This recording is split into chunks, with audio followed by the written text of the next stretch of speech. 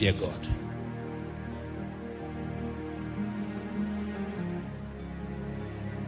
How you will know that a man fears God is that man is sustained. That man's life is patterned by an instruction, and that instruction comes from God. It doesn't matter what his generation is saying.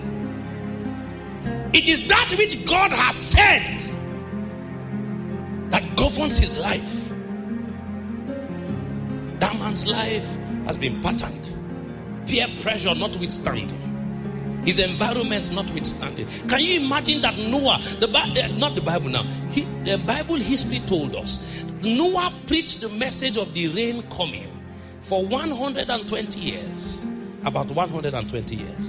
And the Bible said all of those times while Noah was preaching, he said, it was Jesus who now came and was telling us about it. How people were giving to marriage. People were partying everywhere. All things were happening, and one man was preaching a message. And he said, I'm building an ark,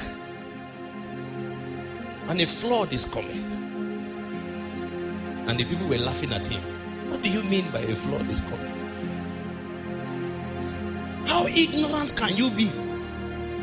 And I can imagine that while Noah was preaching that message, and that message was making news and going round, and television stations will be calling experts. Experts that are, what do you call these guys these scientists for rainfall or weather, what do you call them? Meteorologists. They would have called meteorologists. They would have called all of the other gists to come and sit down and gist. And they were plotting graphs and say, based on this and this and this, it is not possible what this man is saying. This man must be deluded. Something is wrong with him. This doesn't make any sense. But the man was preaching the same message. The Bible said by that he condemned the earth. It means that man lived so in tune with the word of God. Every day he woke up and he was moved with fear, because God said one thing, and for 120 years that thing which God said did not fade in his heart. It didn't fade. It didn't fade. Some of you, God have told you something and it's not up to 2 years yet, you are giving up. For 120 years. He was so sure that the thing that God has said, God will do. But it wasn't even about the pleasure of the reward. He was moved with fear.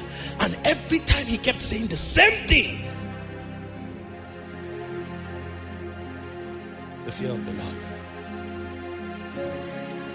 A man with the fear of the Lord will not be pressured by his environment. He will not. He will not.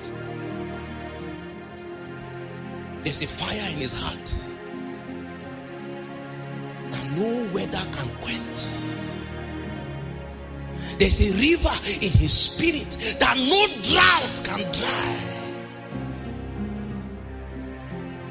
One of the ways that we keep fresh that word that God has said is our walk with him in the secret place. Sometimes the things that God has said to you, you are sure that it is God, but you know that you are getting weak. It's a good time for you to go back to that secret place and stay with him and put the word before your eyes and say, God, this is what you have said. Not for the pleasure of reward, but the fear of the Lord upon the heart of a man has brought him to a place.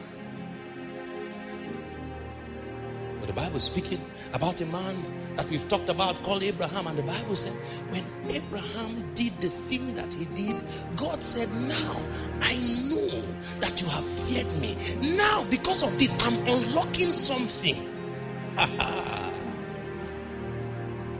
That thing that God was unlocking for Abraham is coming from these paths that no fowl have seen, that no lion has treaded. Because when that river opens as a product of the fear of the Lord, impossible things begin to happen. But you see, we are not after the impossible things as though that's the journey. The motivation is the fear of God. We fear God. You see, what I'm telling you right now is a major secret that we need for the last day revival. If we don't have it, when that revival comes, we'll be moved by miracles and we'll lose it again. That's what has always killed every revival that came. Because when the manifestations became much and things began to happen, when we come to a place, the way we now began to check that God is moving is that we are looking for gold dust. We are looking for the oil in our hands. We are looking for the sound of the wind that will blow through the roof. We are looking for manifestations and we are not looking for God. Meanwhile, what will sustain manifestations is a life. And the root of it is the fear of God.